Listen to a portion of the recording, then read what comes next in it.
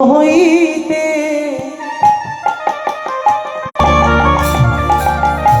মধুর সহিতে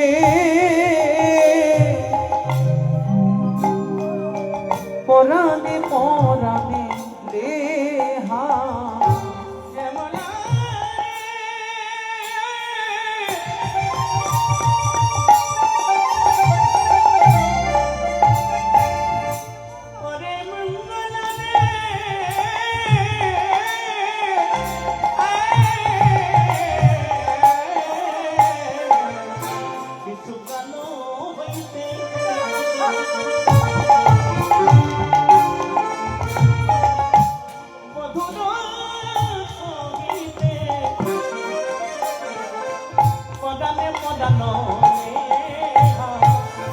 না জানি কি লাগি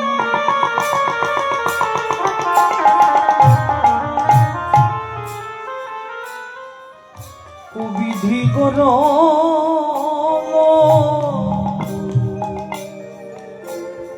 ভিন্ন ভিন্ন করি দেহা না জানি কি লাগে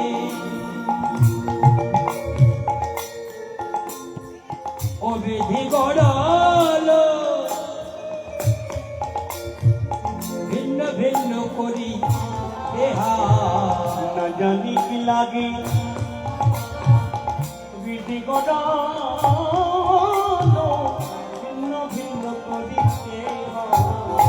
শ্যামলা শিশুকাল হইতে মধুর সহিতে পরাণে পরাণে লেহা না জানি কি লাগে কবিধি করল ভিন্ন ভিন্ন করি দেহা। শ্যামলারে বিধি যোগ্য সৃজন জানে না রে। এই শ্যামলা এই বিমলা জানে না বিধাতা হয়তো যোগ্য সৃজন করতে জানে না জানে জানে করে তাই তো বিধি এমন করল বিধি যোগ্য সৃজন জানে জানে তাই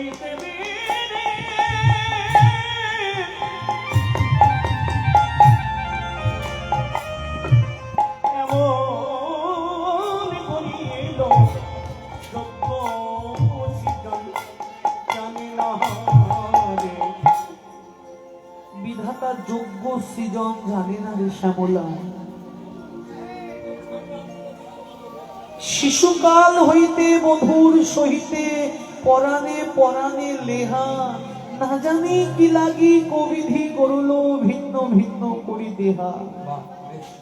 মধুর সঙ্গে ভালোবাসাটা আমার আজকের নয়, শিশুকাল থেকে। জগতে যখন আমার আবির্ভাব হয়, রাধারানী বলছেন শ্যামলা আমি জগতের বুকে আসার আগে মধুর কাছে পূর্বে প্রতিজ্ঞা করেছিলাম, মধু জগতে আমি যাব সত্য, লীলা রস আস্বাদন করবার লাগি মধু তার বাম অঙ্গ হইতে আমাকে সৃষ্টি করলো। মধুর কাছে আমি প্রতিজ্ঞা করিলাম জগতের বুকে আমি যাব সত্য, কিন্তু যতদিন না জগতের বুকে আমি কৃষ্ণ বদন দর্শন করছি যতদিন ততদিন আমি অন্ধ হয়ে থাকবো। যতদিন আমি কৃষ্ণ পদটা দর্শন না করব ততদিন আমি জগতের কোনো আন ব্যক্তিকে কোনোদিন আমি নয়নে দর্শন করব না। রাধারানী জগৎ মাঝারে এলেন। রাধারানীর পিতার নাম জানো? হ্যাঁ কি গো মায়েরা? রাধারানী বিশ্বভানু রাজা, মায়ের নাম হরিবল, মায়ের নাম কীর্তিদা। এটা হচ্ছে রাধারানীর পালিত মা। কিন্তু রাধারানীর যিনি আসল মা, রাধারানীর আবির্ভাব একটি পদ্ম ফুলের মধ্য হইতে। একটা পদ্ম ফুলের মধ্য থেকে রাধারানীর আবির্ভাব। রাধারানী যখন জগতের বুকে এলেন, মা কীর্তিদা পদ্ম ফুল থেকে ওই সদ্যজাত শিশু কন্যাটিকে তুলে নিয়ে এলেন।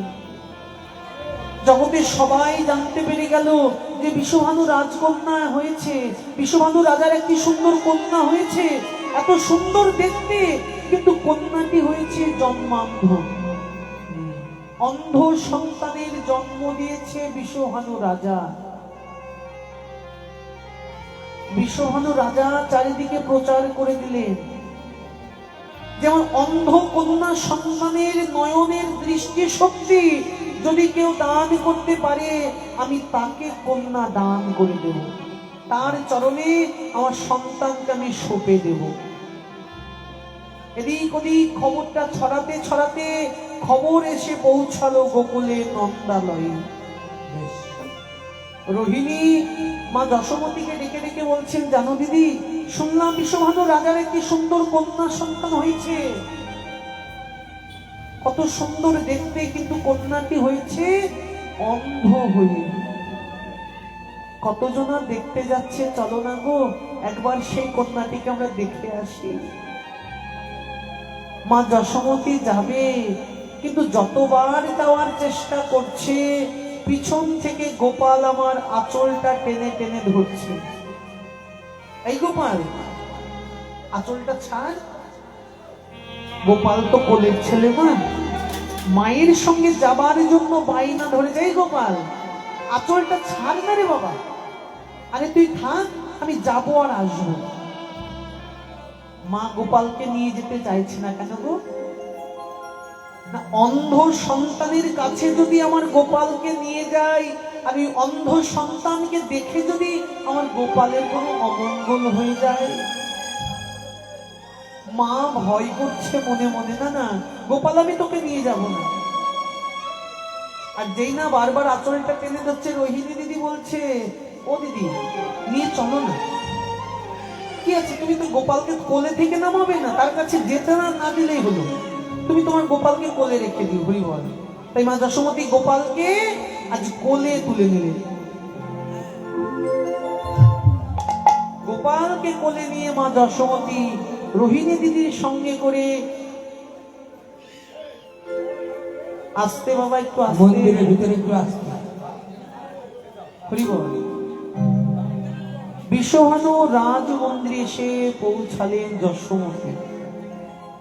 মা কিন্তু গোপালকে ছাড়ছে না গো। কেন না, গোপালকে যদি ছেড়ে দিই, গোপালকে যদি নামিয়ে দিই, গোপাল যদি আমার সেই কন্যা সন্তানের কাছে চলে যায়। কিন্তু গোপাল তো যাবার জন্য ব্যাকুল হয়ে পড়েছে, কখন আমি রাধারানীর কাছে যাব। হরি বল। কখন আমি রাধারানীর কাছে যাব। গোপাল লক্ষ্য করে দেখলো মায়ের গলায় রয়েছে একটা গজমতি হার। কি গো মা, গজমতি হার দেখেছো?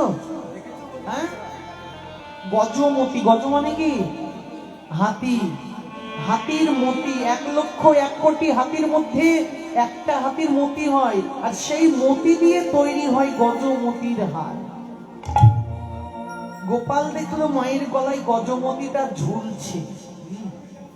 প্রেমময়ী রাধারানীর কাছে যাবার জন্য গোপাল করলো মাকে পরীক্ষা, যে তুমি আমাকে কতটা ভালোবাসো, কতটা আমায় ধরে রাখতে পারো, এবার আমি তোমায় দেখব। যেই না গোপাল আমার মায়ের গলার গজমতি হারটা টান দিয়ে ছিঁড়ে ফেলেছে, মা যশোমতী দর্শন করছে, ছি ছি ছি ছি, সর্বনাশ। গজমতির হাতটা গোপাল ছিঁড়ে ফেলেছে। দুষ্টু ছেলে, হ্যাঁ, সর্বনাশ করলি তো আমার এত মূল্যবান একটা গজমতির হার, সেটাও তুই হারিয়ে ছিঁড়ে দিলি। মতিগুলো যেন ছড়িয়ে ছিটে পড়ে গেছে মা। আর যেই না মতিগুলো ছড়িয়েছে, মা আমার আসল মতি রেখে নকল মতি তোলে।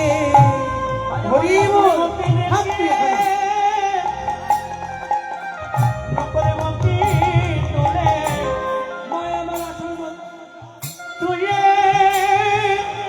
নকল মতি তোলে, আমার আসলে মতি রেখে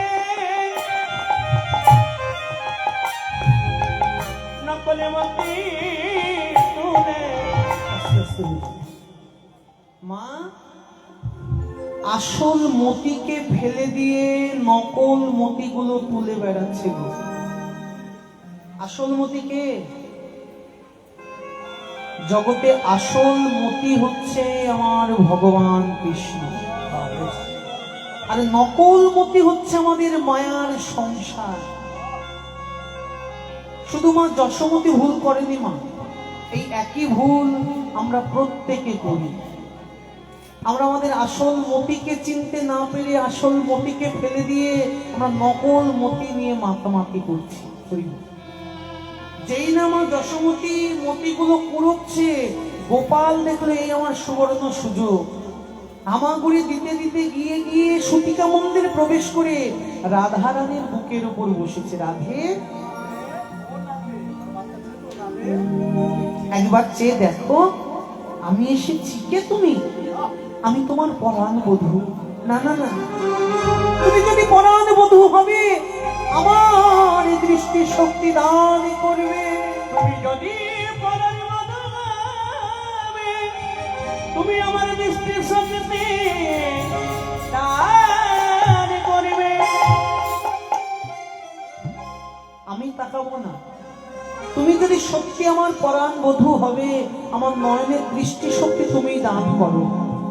গোবিন্দ তার ছোট্ট ছোট্ট করকমল দিয়ে রাধারানীর নয়নে যেই না হাতটা বুলিয়ে দিয়েছে, সঙ্গে সঙ্গে রাধারানী বদন নয়ন মেলে গোবিন্দ বদনটা দর্শন করল। আর যেই না দর্শন, তখনই ভালোবাসা মা। শিশুকাল হইতে বধূর সহিতে পরাণে পরাণে লেহা, সেই যে ভালোবাসা হয়ে গেল বধূর সঙ্গে। শ্যামলা রে, আমাদের এত ভালোবাসা কিন্তু বিধাতা আমাদের সৃজন করলো কেমন ভাবে না, বিধাতা আমাদের সৃজন করলো দুটি দেহ। সবাই বলে রাধা কৃষ্ণ একই আত্মা, দুই দেহ ধরি অনন্য বিলাস ও রস আস্বাদন করি। রাধা কৃষ্ণের দেহ দুটি হতে পারে কিন্তু আত্মা হচ্ছে একটি। কেন বিধাতা দুটি দেহ সৃষ্টি করলো? বিধাতা যদি আমাদের একটা দেহতে সৃষ্টি করত, দিবানিশি আমি আমার গোবিন্দ সঙ্গ পেতাম। শ্যামলা রে, আমি কি বলবো বধুর কথা, সৈকিবাসে পেরিতে তা কিবাসে পেরে তা, কিবাসে পেরেতে তা, অলস করিয়া